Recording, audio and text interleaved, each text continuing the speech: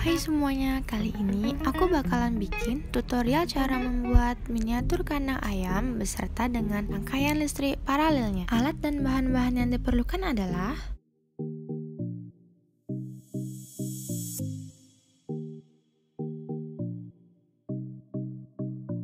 yuk kita buat.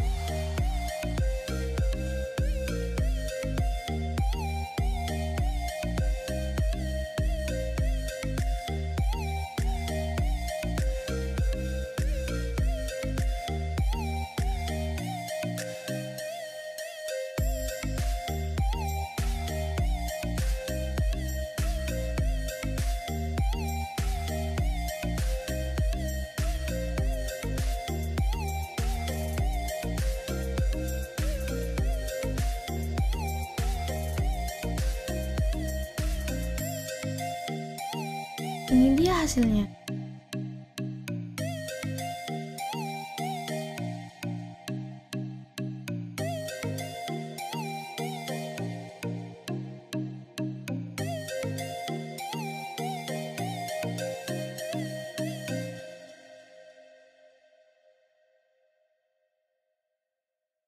Yuk kita coba nyalakan.